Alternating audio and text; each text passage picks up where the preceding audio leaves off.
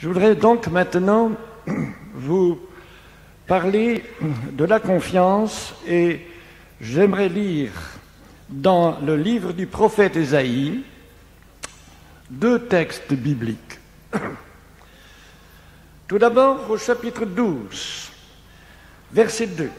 « Voici, Dieu est ma délivrance, je serai plein de confiance et je ne craindrai rien, car l'Éternel est ma force, le sujet de mes louanges, c'est lui qui m'a sauvé. » Puis au chapitre 30,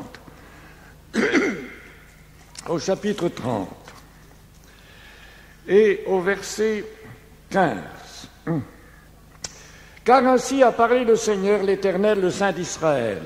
C'est dans la tranquillité et le repos que sera votre salut, c'est dans le calme et la confiance que sera votre force. » Prions ensemble. Seigneur, nous avons ouvert ta parole et tu nous exhortes en nous demandant de placer notre confiance en toi, toute notre confiance. Alors Seigneur, nous voulons maintenant nous appuyer sur ta parole et écouter les exhortations que tu veux bien nous donner pour que, avec toi, nous puissions avancer dans cette confiance en ta parole, en tes promesses. Merci Seigneur d'être avec nous en cette matinée et d'être avec nous tous les jours et en tout temps et partout. Merci, nous avons confiance en toi et bénis-nous maintenant par ta parole. Amen.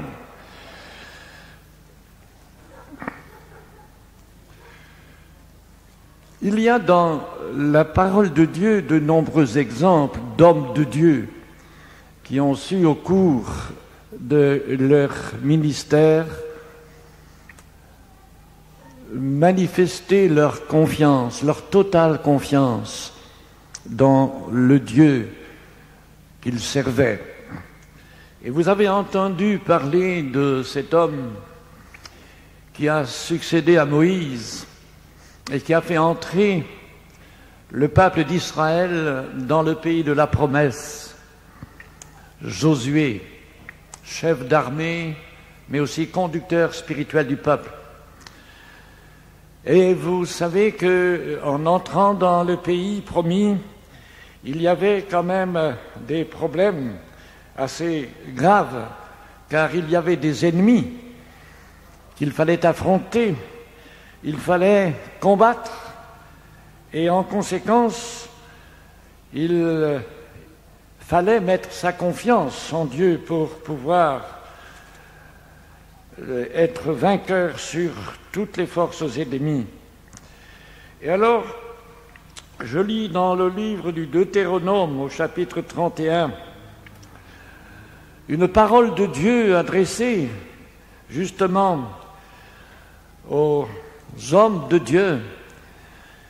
Et c'est Moïse qui va donner l'impulsion, la force au peuple pour aller de l'avant.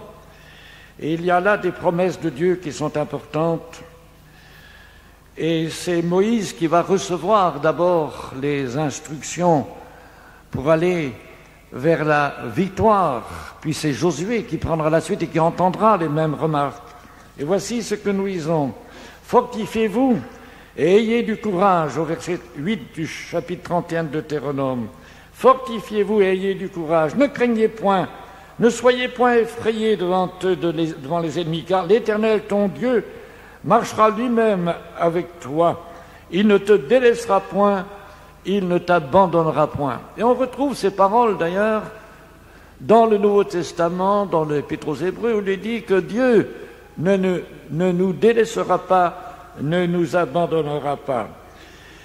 Et puis, quand nous lisons le livre de Josué, chapitre 1, verset 6, nous lisons « Fortifie-toi, dit Dieu à Josué, et prends courage. » Fortifie-toi et prends courage. Il y a ces deux mots qui sont associés, la force, mais la force et le courage.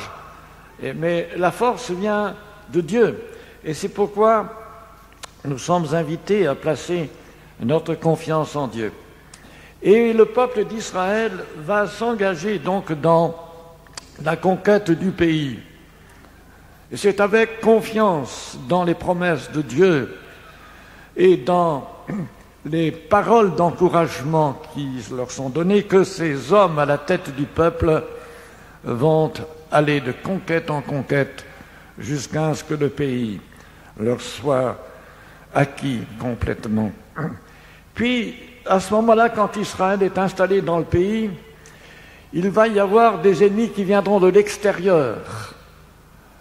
Et à un moment donné, il y a une armée syrienne qui vient combattre le peuple de Dieu. Et c'est dans le 2e livre des rois que nous sommes mis en connaissance d'Élisée le prophète, qui au chapitre 6 du 2e livre des rois, au verset 15 et 16, qui dit ceci: « Le serviteur de l'homme de Dieu, le serviteur d'Élisée, se leva de bon matin et sortit, et voici une troupe entourait la ville, avec des chevaux et des chars. Et le serviteur dit à l'homme de Dieu: « Ah, mon Seigneur, comment ferons-nous » L'obstacle est là. L'ennemi puissant entoure la ville, et il semble qu'il n'y ait pas de possibilité de vaincre cette armée si puissante. Et voici que le prophète va répondre à son serviteur qui est inquiet ces paroles.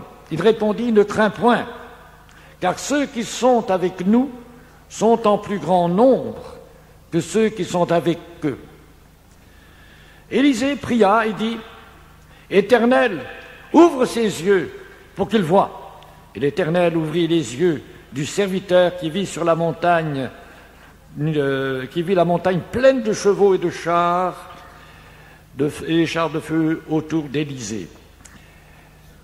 Donc, il y a ici une intervention divine. Mais tout à l'heure, notre frère a dit qu'il fallait que la brebis crie. Mais ici, Élisée a prié, il a crié à Dieu aussi pour la délivrance. Il y avait un obstacle, une armée puissante. Mais le serviteur ne voyait pas ce que voyait Élisée. Alors Élisée prie et dit à Dieu: « Ouvre-lui ses yeux pour qu'il voie. » Et la leçon à retirer de cette histoire, c'est que chacun de nous se trouve affronté de différentes manières. Et à certains moments de sa vie, à des obstacles, à des épreuves, soit des souffrances physiques, soit des problèmes familiaux, soit des problèmes financiers, etc. Il y a des obstacles qui sont là devant nous et nous ne savons pas comment nous en sortir. Ou certains sont soucieux quant à leurs enfants qui ne sont pas encore convertis. Ils disent: « Mais quand vont-ils venir au Seigneur? Comment ?» Enfin, plein d'inquiétudes dans les cœurs sont là comme des obstacles insurmontables. Et on oublie de voir ce que nous devrions voir par le moyen de la confiance. C'est cette réalité de la présence du Christ avec nous. Et nous sommes exhortés d'ailleurs par Jésus lui-même à lever les yeux. Il nous demande de ne point nous arrêter aux obstacles, et il le dit dans Luc 21 à propos des événements de la fin des temps. Il leur dit à ses disciples: « Levez les yeux, car votre délivrance approche. » Et nous avons lu tout à l'heure que Dieu est notre délivrance. Et c'est pour ça que je suis plein de confiance, dit le prophète. Parce que Dieu, je le sais, est ma délivrance. Il est mon secours. Et c'est au-delà de l'obstacle qu'il faut tourner nos yeux. Nous sommes comme fixés sur l'obstacle, fixés sur la difficulté, fixés sur notre problème. Alors, on est là comme chargé d'un fardeau dont nous ne pouvons pas nous libérer et nous sommes malheureux. Alors que le Christ, vous le savez, connaissez sa parole, a dit « Venez à moi, vous tous qui êtes fatigués, qui êtes chargés, qui avez des fardeaux, venez à moi. Moi, je vous donnerai du repos. » Le Christ, au fond, offre son assistance, son secours. Et nous oublions ses promesses. Nous oublions que celui qui est en nous, comme le dit l'apôtre Jean, est plus fort et plus puissant que celui qui est dans le monde. Autrement dit, l'adversaire ou l'adversité peuvent avoir des forces pour nous atteindre et nous décourager, mais celui qui est en nous, car Christ vit dans nos cœurs, est plus fort, il est plus puissant que toutes les armées ennemies, que tous les obstacles. Mais ça, nous l'oublions, parce que nous sommes tellement pris par nos épreuves que nos yeux ne se lèvent plus.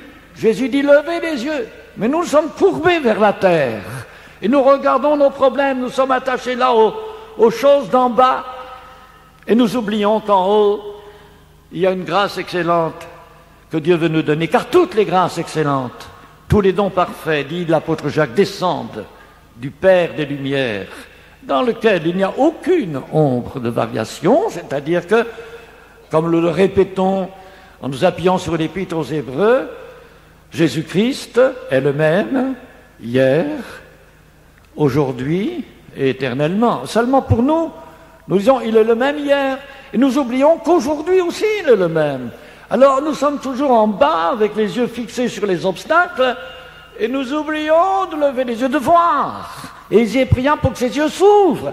Et quand il a ouvert ses yeux, il a découvert qu'il y avait une autre armée, invisible aux yeux des hommes païens, mais visible aux yeux des hommes de Dieu.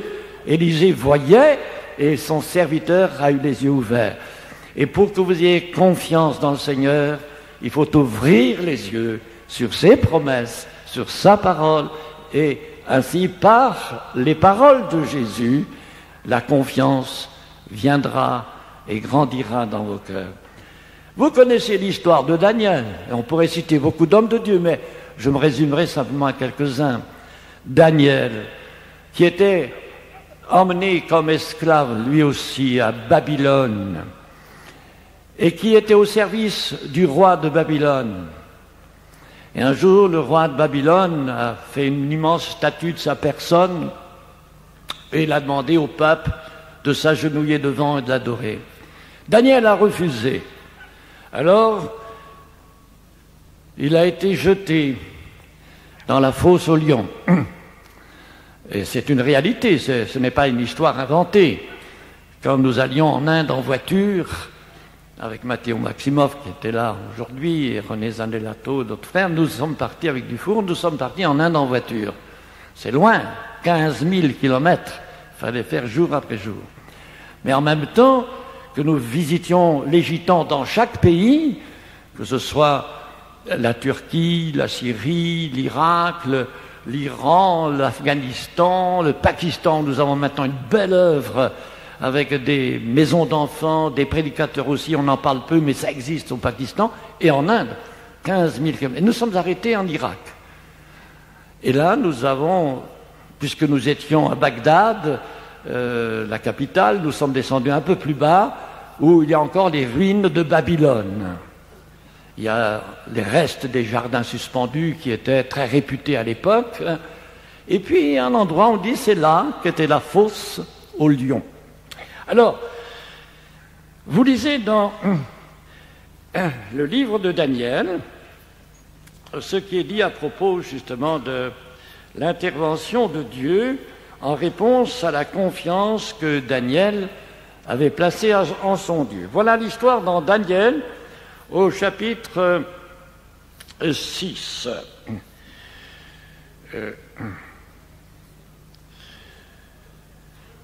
Voici l'accusation qui a été portée contre Daniel au verset 13. Ils prirent de nouveau la parole, les ennemis de Daniel, et dirent au roi Daniel, l'un des captifs de Juda n'a tenu aucun compte de toi, ô roi, ni de la défense que tu as écrite. Et il fait sa prière 3 fois le jour. Et le roi, donc, apprend cette nouvelle et décide alors de donner l'ordre au verset 16. Alors le roi donna l'ordre, condamna Daniel et qu'on le jeta dans la fosse aux lions. Le roi prit la parole, il dit à Daniel, puisse ton Dieu que tu sers avec persévérance te délivrer. Et plus tard, le roi s'approcha de la fosse. Il appela Daniel d'une voix triste au verset 20. Le roi prit la parole et dit à Daniel, Daniel, serviteur du Dieu vivant, ton Dieu que tu sers avec persévérance, est-il pu te délivrer des lions? Et Daniel dit au roi, Roi, vis éternellement, mon Dieu a envoyé son ange et fermé la gueule des lions qui ne m'ont fait aucun mal parce que j'ai été trouvé innocent devant lui et devant toi non plus, ô roi, je n'ai rien fait de mauvais. Alors le roi fut très joyeux et il ordonna qu'on fît sortir Daniel de la fosse. Et Daniel fut retiré de la fosse et on ne trouva sur lui aucune blessure parce qu'il avait eu confiance en son Dieu. Voilà l'histoire. Parce qu'il avait eu confiance en son Dieu, Dieu a envoyé un ange qui a fermé la gueule de lion. Bien sûr, si vous aviez été dans la fosse aux lions, si j'avais été dans la fosse aux lions, je ne sais pas si j'aurais eu cette confiance-là, il fallait avoir une drôle de confiance. Mais revenons à des situations plus petites. Nous avons aussi quelquefois des difficultés dans notre vie chrétienne et, comme le dit l'apôtre Pierre, il y a un lion rugissant autour de nous qui cherche qui il dévorera. Alors à ce lion rugissant, on lui ferme la gueule au nom de Jésus-Christ. Au nom de Jésus-Christ, il fuit. Il fuit. Je me souviens, quand j'étais jeune pasteur à Lille, il y a une brave dame âgée qui est venue me voir à l'Assemblée et qui m'a dit « Monsieur, je suis malheureuse parce que ma maison est hantée. Mon appartement est hanté. Tous les jours, le démon vient me tourmenter. Il apparaît tous les jours. » Alors je lui dis, écoutez, il faut mettre votre confiance en Jésus, je l'exhorte, je lui demande en effet de croire qu'au nom de Jésus, le diable s'enfuira. Puis il y a un jeune professeur de français qui est à côté de moi qui dit, je peux aller avec vous là? Parce que je dis à la dame, j'irai là-bas chez vous. Parce que, il dit, si vous n'avez pas peur des démons, vous venez avec moi. Elle me dit, oui, je vais. Alors nous sommes arrivés à l'appartement de cette brave dame âgée, c'était son premier contact avec l'Évangile, mais elle s'était bien rappelé que je lui avais dit qu'au nom de Jésus, le diable s'enfuirait. Alors, elle n'a pas bien compris ce que je lui avais dit, je suppose, mais enfin, elle avait en tout cas compris l'importance du nom de Jésus.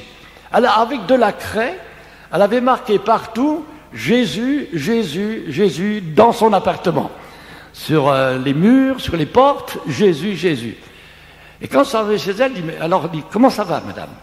Eh bien voilà, le démon est revenu, il est venu à la fenêtre, et il m'a dit, Marie, pourquoi as-tu mis le nom de Jésus? Et puis il est parti, et il n'est jamais revenu. Et c'était sa manière de manifester sa confiance en Jésus. Et sa maison n'était plus hantée après, le démon avait fichu la camp. Eh bien, c'est une foi simple, une foi d'enfant. C'est nous qui nous compliquons quelquefois. Nous croyons qu'il faut employer des belles phrases, etc. Non. Une prière du cœur qui est l'expression de la confiance, voilà ce que Dieu attend de nous. Maintenant, permettez-moi simplement de vous dire quelques mots sur Paul, l'apôtre.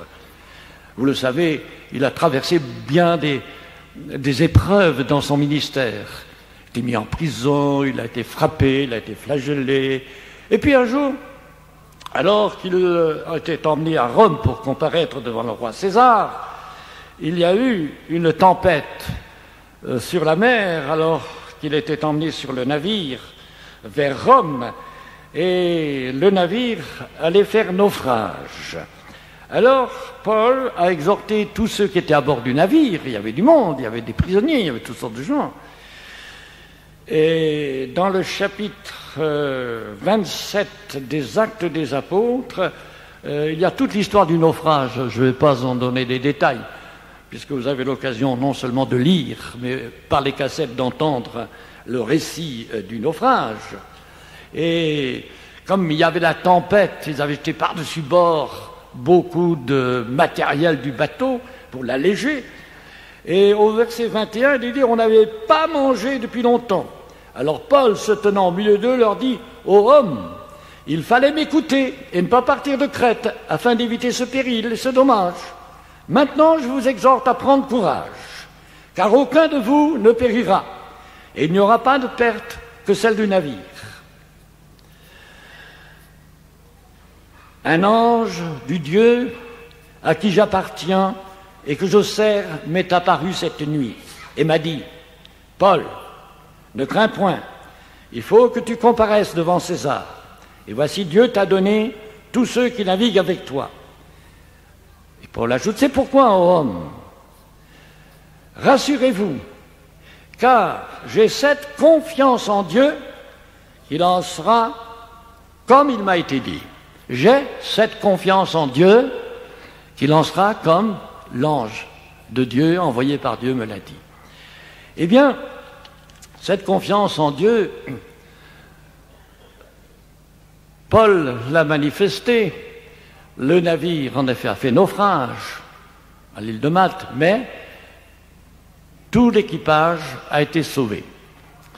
Et la parole s'est donc accomplie comme Dieu l'avait dit. Et ce que je remarque ici, c'est cette attitude de Paul. J'ai cette confiance en Dieu qu'il en sera fait comme il l'a dit. Confiance dans la parole.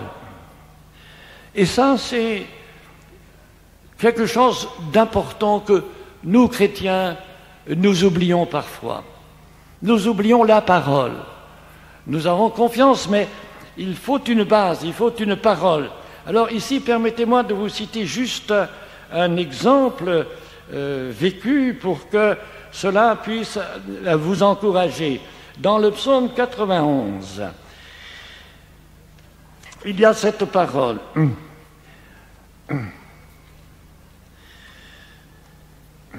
Au verset 5, « Tu ne craindras ni les terreurs de la nuit, ni la flèche qui vole le jour, ni la peste qui marche dans les ténèbres, ni la contagion qui frappe en plein jour, en plein midi, que 1000 tombent à ton côté et 10 000 à ta droite, tu ne seras pas atteint. » Alors là, permettez-moi de raconter une histoire à propos de mon père, qui était alors au pont de Venise à Reims, travaillant dans les ponts et chaussées, au début de la guerre, la dernière grande guerre.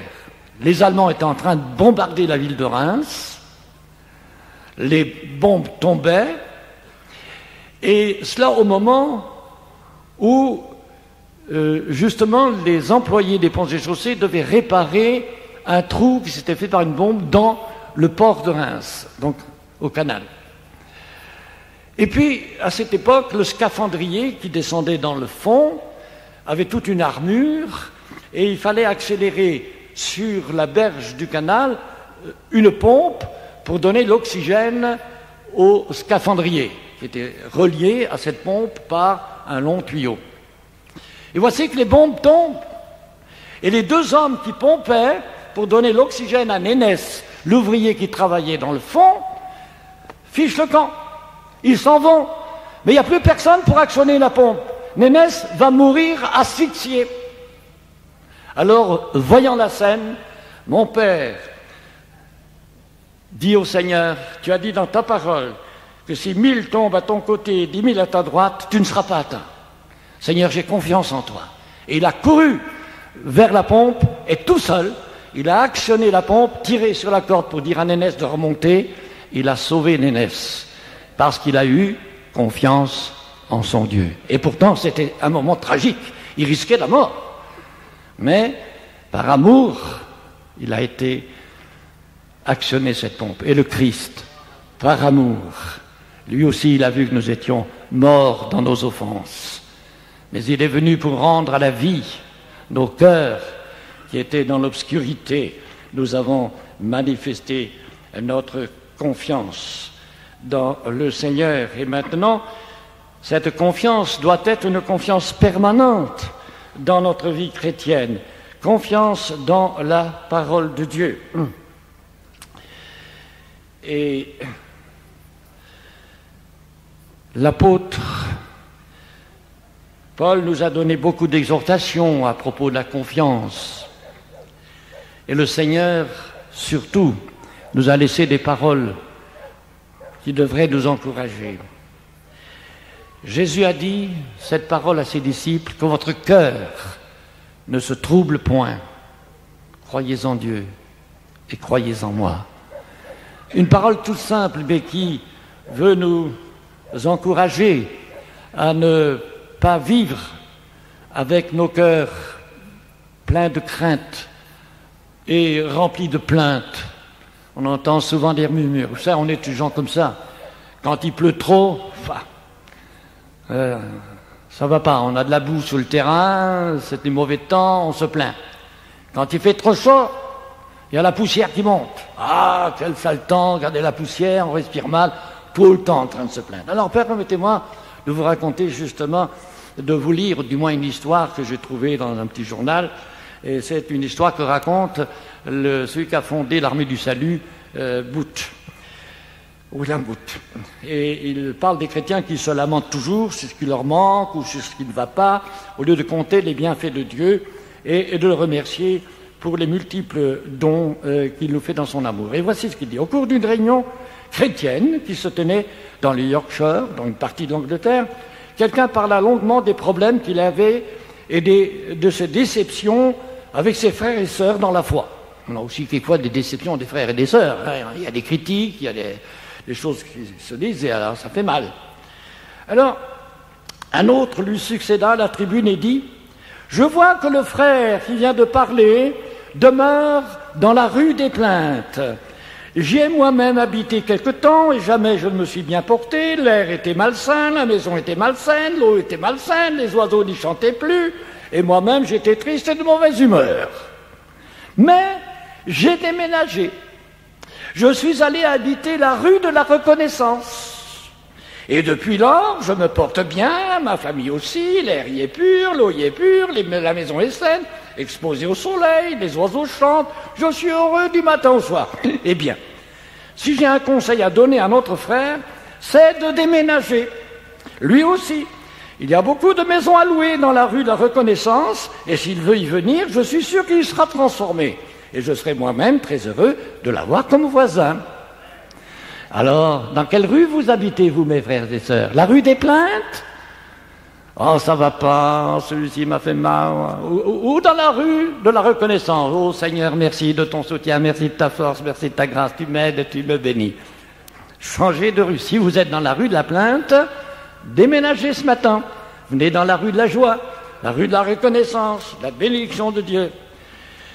Donc, il faut avoir dans son cœur une pleine confiance, comme dit la parole, je suis plein de confiance. L'apôtre Paul était convaincu que le Christ l'accompagnait dans toutes ses missions, il le dit lui-même, et parfois même il va jusqu'à dire, ce n'est plus moi qui vis, c'est le Christ qui vit en moi. Autrement, ma vie c'est pour le Christ, je ne veux pas savoir autre chose que Jésus-Christ crucifié. Et il parlait tout le temps du Christ, et le Christ lui disait « Ma force accomplie dans ta faiblesse, ma grâce te suffit. » Autrement dit, ne te plains pas, ma grâce te suffit. Et ça me rappelle aussi une expérience que nous avons faite lorsque je suis allé aux États-Unis.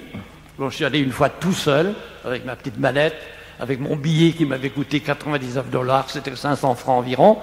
Et avec 500 francs, j'avais un billet pour le bus, un bus moderne, ultra moderne,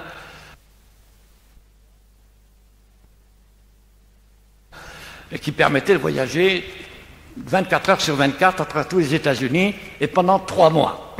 Pas cher. Ainsi, de ville en ville, j'ai contacté des centaines de gitans. J'ai rencontré une famille dont la maman était une Reinhardt, qui venait d'Angleterre et qui venait avant de France. Enfin, c'était la famille Reinhardt qui avait échoué là-bas. et puis des rhums.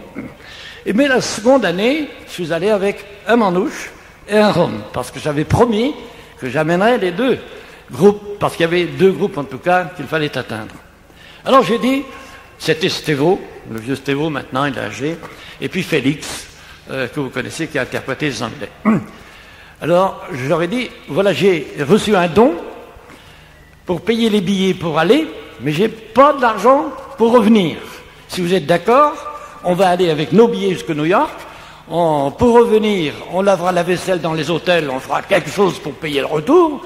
Mais si vous êtes assez courageux pour venir avec moi, eh bien, voilà la situation. Vous venez ou vous venez pas?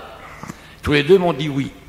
Alors, on est parti à New York, avec un billet pour aller, pas de billet pour retour.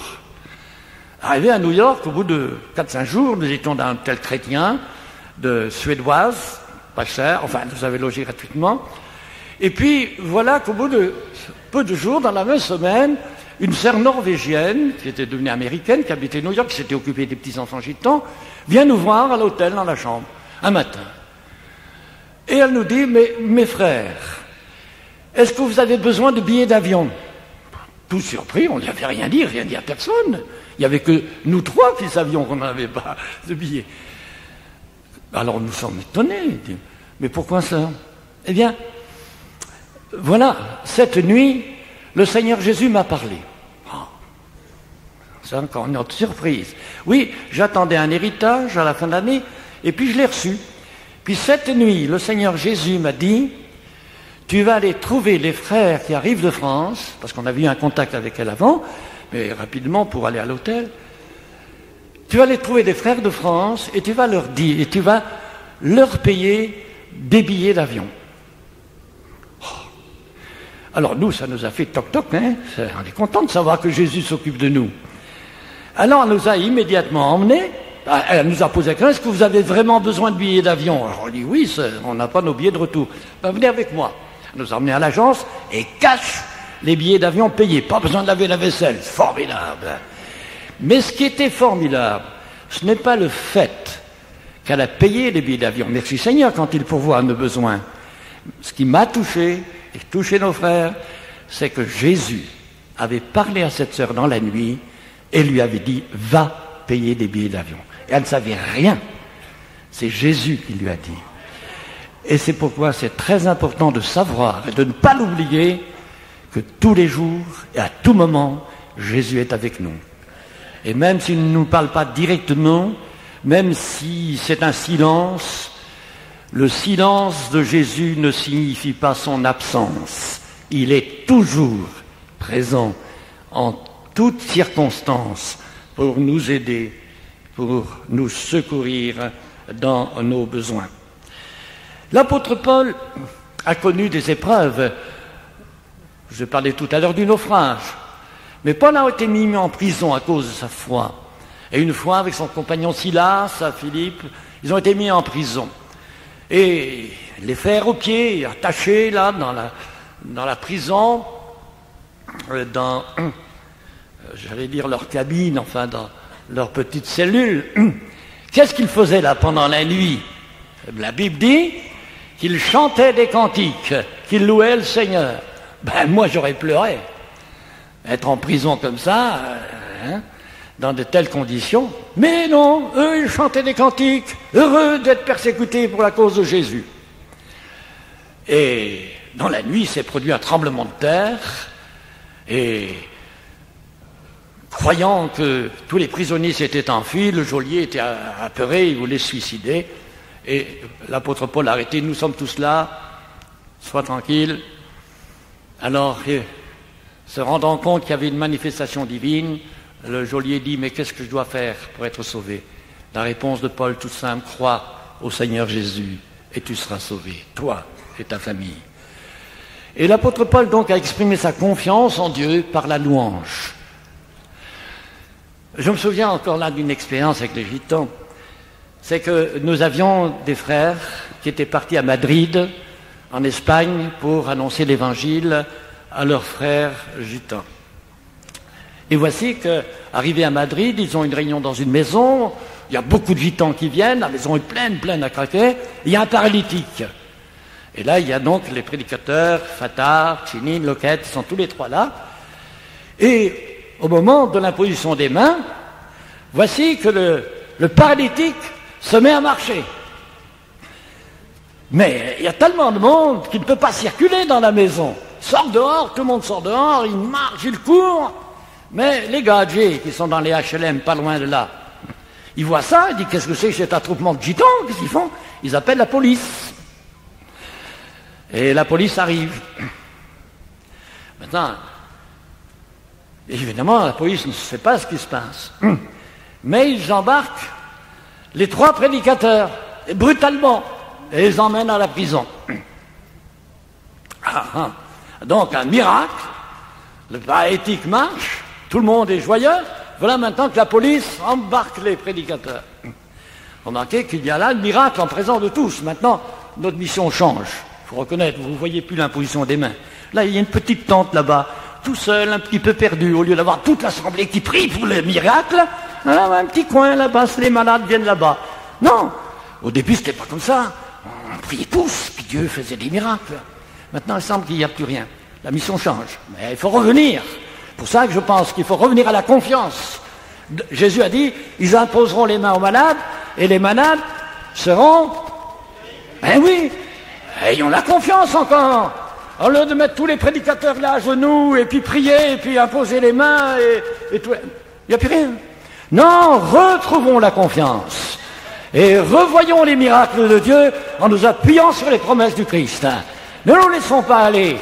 Ne ramenons pas ça à une petite bricole. Soyons des hommes et des femmes de foi pour voir les miracles s'accomplir. Alors dans la prison, voilà nos trois gars dans la prison. Bon, c'est bien. C'était dur. Alors, un coup de téléphone arrive jusqu'en France. Moi, je revenais de Suisse de voir les gitans. Je prends en route deux frères et nous voilà arrivés à Madrid. Les femmes sont contentes de nous voir dans leur caravane, disent ça y est, au moins on va être secourus. On avait roulé toute la nuit pour arriver à temps, pour les secourir. Et puis j'obtiens la permission de rendre visite à nos chers prisonniers. Et, d'ailleurs, ils n'étaient pas très heureux, ils avaient beaucoup de puces, paraît-il. Enfin, ça allait vraiment une misère de prison. Et puis, ils étaient en train de prier, bien sûr. Ah là, ils priaient. Ça, vous pourrez croire qu'ils priaient. Mais ils ont eu une révélation, demain nous serons secourus. Alors quand ils me voient arriver à la prison, ils m'ont pris pour un super ange. Ils pleuraient comme des gamins, ils pleuraient, ils étaient joyeux, ça y est, maintenant on est sauvés, il va nous libérer. Il a fallu encore quelques jours de démarche auprès des autorités. Enfin, ils sont sortis de prison, joyeux et heureux d'avoir quand même souffert pour la cause du Christ. Mais au moment où je prends leurs photos qui sortent de prison, les clistés arrivent et ils me prennent et c'est moi qui retourne en prison maintenant. Enfin, heureusement, le Seigneur est intervenu juste à temps, le secrétaire de la mission évangélique d'Espagne est juste arrivé à temps pour dire qu'il me connaissait. Je suis quand même sorti de prison, mais enfin, je n'ai pas été en cellule.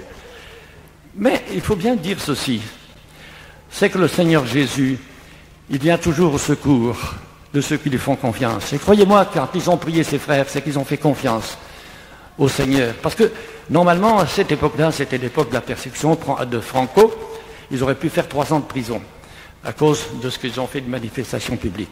Mais le Seigneur est bon, et le Seigneur est toujours prêt à nous secourir, et c'est à nous de prendre courage. Ne vous troublez pas, dit le Seigneur, ayez confiance en Dieu et en moi. Et c'est bon de rappeler cela, que nous devons garder notre confiance dans ce que Jésus a dit dans sa parole. Et le Christ a aussi dit cette parole, je reviendrai. Et nous devons garder notre espérance. Quelquefois, on a tendance d'oublier que son retour est proche, plus proche que nous le pensons. Mais je voudrais quand même dire ceci. C'est qu'il arrive que certains prédicateurs veulent tellement piocher dans leur Bible qu'ils font des ornières. Et ils ne restent plus dans la ligne droite et ils vont chercher des petites choses qui ne sont pas simples du tout. Et moi, j'ai peut-être cette tendance d'être un peu comme un enfant, comme ces premiers gitans qui disaient, puisque Jésus l'a dit, c'est que c'est vrai, et qui s'adressaient à Jésus comme un ami, Et je me souviens de ce frère Mans qui, passant dans la rue, s'adresse à un garagiste et lui dit « Tu peux pas me dire où ça se trouve, ça ?» Et le garagiste se fâche « Comment, monsieur? Vous ne pourriez pas me dire vous à moi? Vous me tutoyez, mais de quel droit ?» Et Mans dit « Mais il se croit pourquoi, ce type-là? Hein, moi, je tutoie Jésus, et il se croit plus grand que Jésus, lui. » Hein, il avait une intimité avec Jésus. Parce que pour lui, Jésus, c'était son ami. Et il pouvait le tutoyer. Mais ce garagiste, non, moi, il faut me dire vous, c'est quelqu'un. Donc, il faut garder cette foi d'enfant. Jésus l'a dit, c'est que c'est vrai. Et on a une relation de confiance avec Jésus.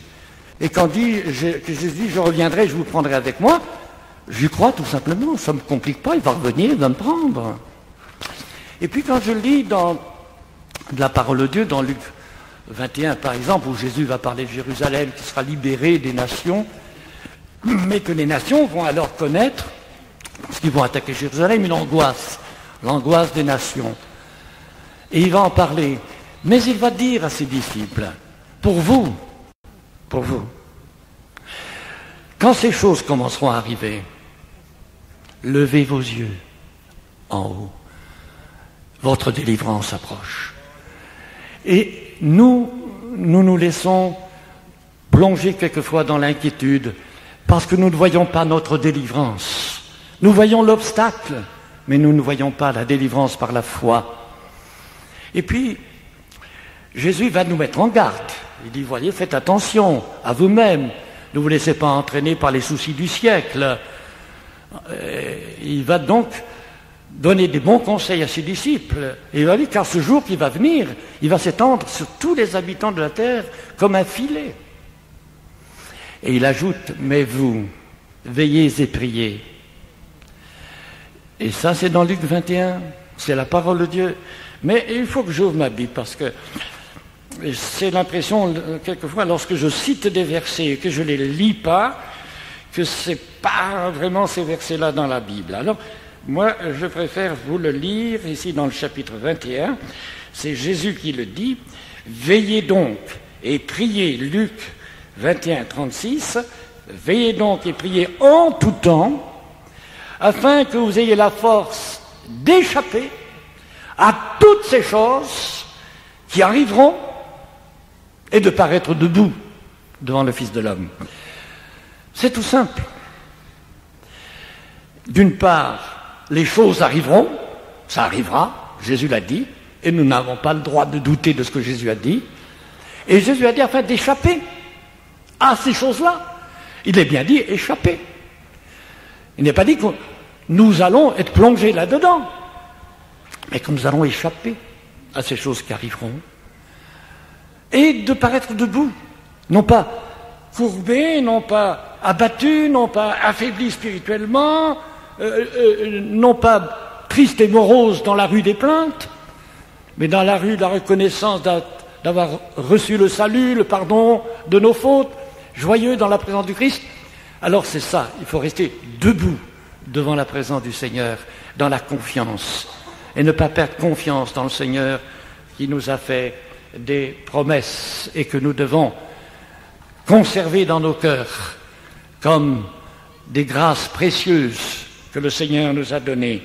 Et quand je lis dans l'Écriture que l'apôtre Saint Paul nous dit que nous les vivants, qui seront sur la terre au moment du retour de Jésus, nous serons enlevés. Il l'a dit, c'est pas moi. Moi, je dis ce que la Bible dit, je ne veux pas dire autre chose. Il y a des choses que je ne comprends pas. Il y en a qui trouvent des explications. Moi, j'y comprends rien. Dans les trompettes, par exemple, il y en a qui disent qu'il y en a 7, d'autres qui disent qu'il y en a 8. Moi, ce que je sais, c'est les choses simples.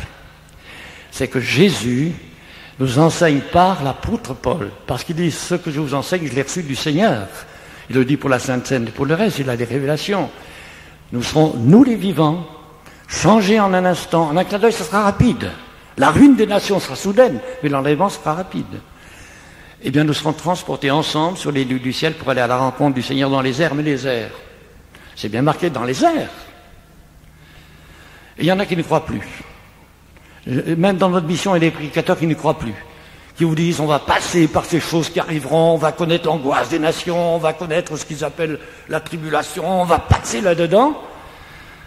Mais moi, mon Jésus me dit que je vais y échapper. Qui dois-je croire? Jésus ou eux? Moi, je crois Jésus. Qui vais-je croire?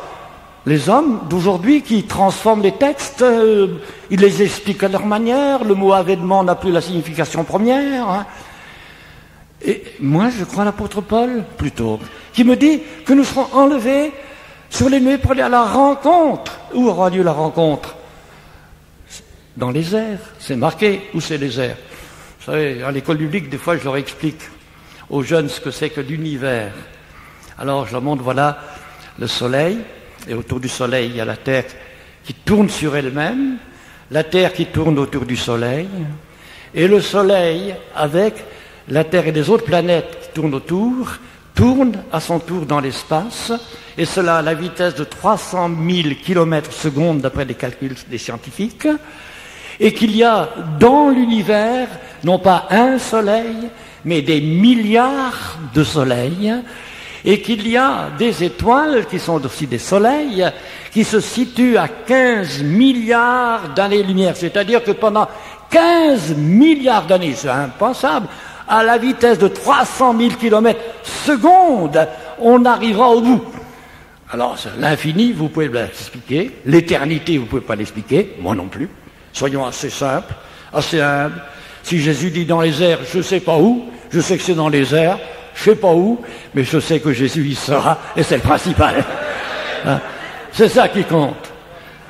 Parce que c'est marqué, nous irons à la rencontre du Seigneur Jésus dans les airs. Rencontre du Seigneur Jésus. Et Paul ajoute que ces paroles soient votre consolation. Il est important d'appuyer notre foi, notre confiance sur la parole. Moi, je n'aime pas les discussions trop théologiques sur des mots compliqués.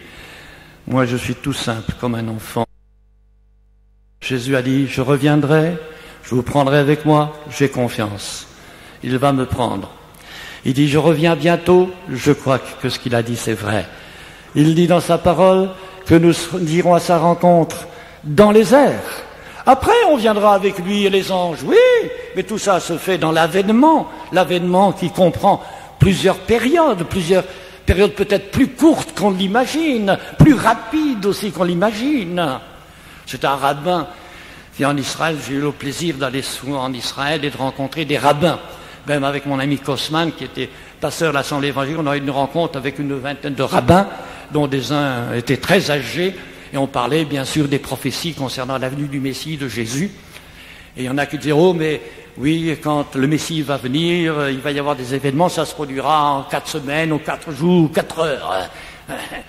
Et si on tient compte de ce qu'a dit le grand savant Einstein, qui était à l'origine de la réalisation de la première bombe atomique, lui-même disait que si on l'employait en l'espace de quelques heures, le monde serait détruit par ces bombes les 2 tiers de l'humanité périrait.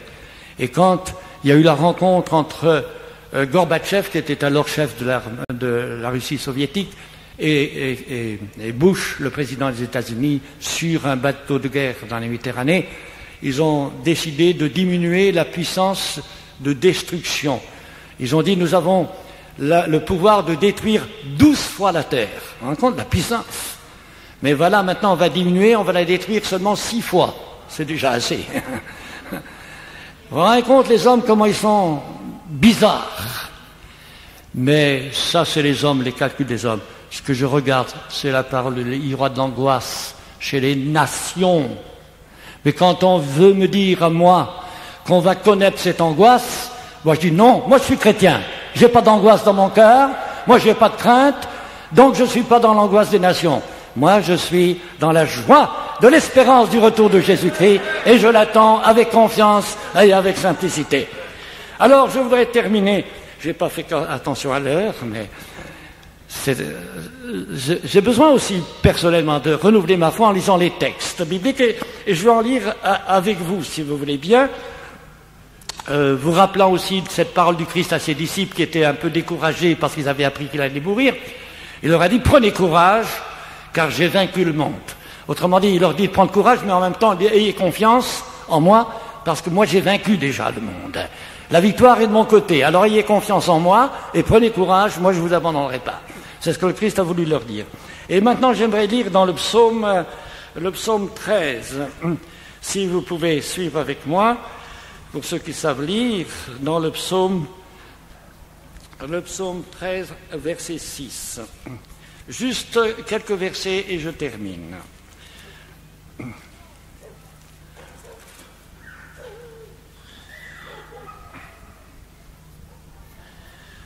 Verset 6, chapitre 13 et psaume. Moi, j'ai confiance en ta bonté.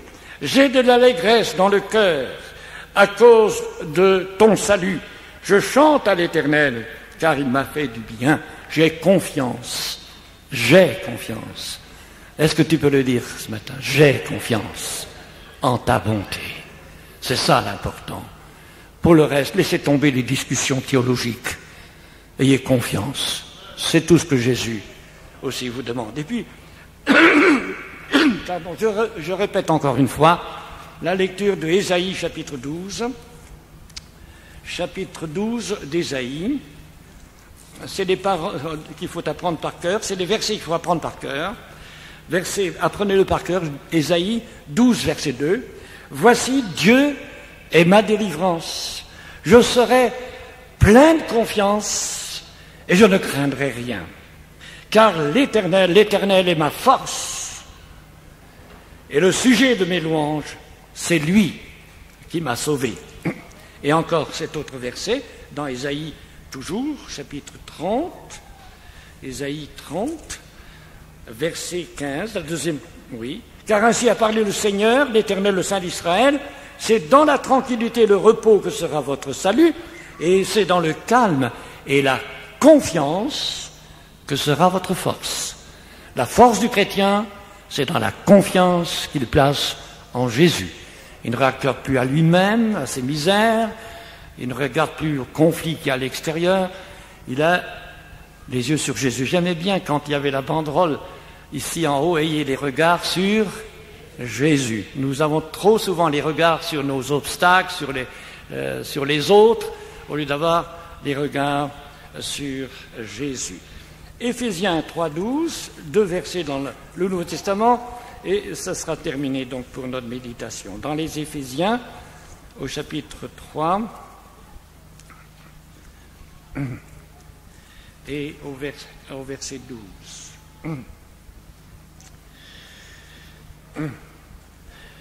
Alors il dit, Jésus-Christ, en qui nous avons, par la foi en lui, la liberté de nous approcher de Dieu avec confiance. Voilà, le chemin est ouvert, Jésus l'a ouvert, et nous pourrons aller à Dieu en toute confiance. Dieu entendra notre cri, Dieu nous exaucera et Dieu nous aidera. Maintenant, le dernier verset, et celui-là aussi est important, je voudrais quand même vous le lire dans Hébreux 3, verset 6. Christ, tout d'abord, verset 5, pour Moïse, il a été fidèle dans toute la maison de Dieu comme serviteur pour rendre témoignage à ce qui devait être annoncé, mais Christ l'est comme fils sur sa maison. Et sa maison, c'est nous, pourvu que nous retenions jusqu'à la fin la ferme confiance et l'espérance dont nous nous glorifions. Retenir jusqu'à la fin une ferme confiance. Il faut la retenir. Parce qu'il y a aussi un enseignement qui se répand des fois parmi les gadgets, et des fois ça touche aussi quelques gitans, en tout cas en Angleterre, ils en sont victimes.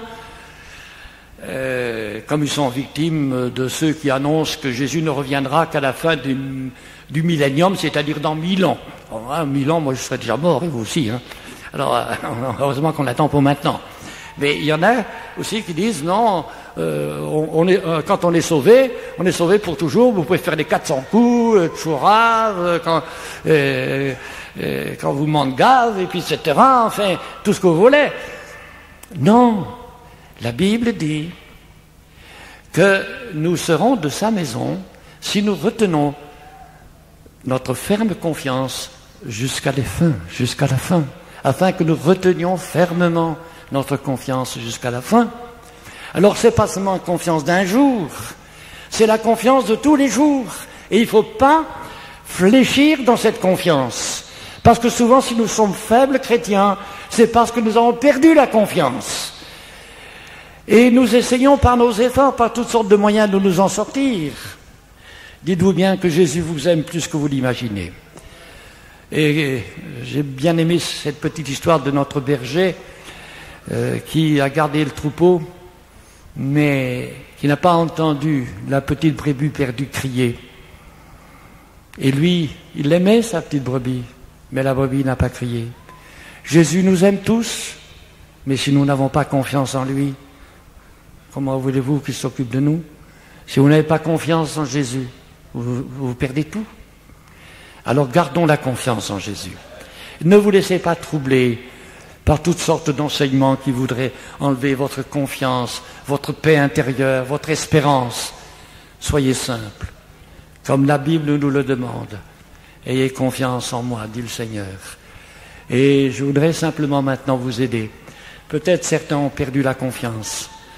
Peut-être certains sont accablés ou ne savent pas s'en sortir.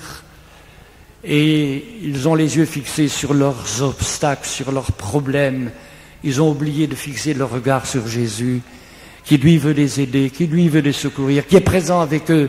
Mais ils ont oublié qu'il était là et ils ont perdu confiance. Peut-être ce matin, c'est le moment de retrouver cette confiance pour voir la bénédiction de Dieu dans nos vies. Prions ensemble. Seigneur, oui, tu nous exhortes à avoir confiance en toi.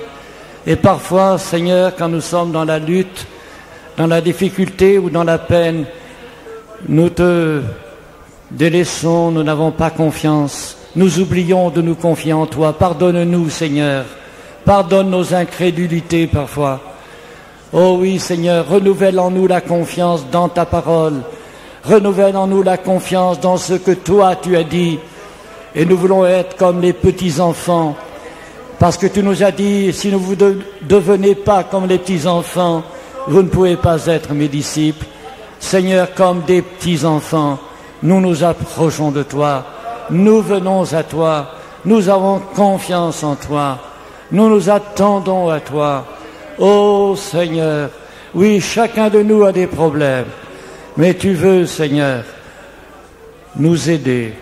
Et nous voulons te dire, Seigneur, j'ai confiance en toi. J'ai confiance en toi. Que tous ceux qui ont besoin d'être renouvelés dans leur confiance se mettent debout. Ceux qui désirent à nouveau remettre leur confiance en Jésus, avoir encore plus de confiance en Jésus, mettez-vous debout. Mettez-vous debout. Je sais qu'il faut de la confiance. Avec mon épouse, nous sommes revenus de l'Inde, accablés, fatigués. Moi, j'ai failli mourir du choléra. Mais malgré tout cela, nous allons repartir parce que nous avons confiance en Jésus. Et vous aussi, peut-être, vous avez eu des épreuves et vous êtes découragés et vous dites, je ne veux plus faire ceci pour Dieu ou cela. Tournez-vous vers le Jésus ce matin. Dites-lui, Seigneur, j'ai confiance en toi. J'ai confiance en toi, Seigneur. Je sais que j'ai des gros problèmes, Seigneur. Tu vois mes difficultés, tu vois ma peine, tu vois mes enfants ne sont pas convertis, tu vois la maladie dans la maison. Jésus, j'ai confiance. Alléluia, Jésus. Alléluia.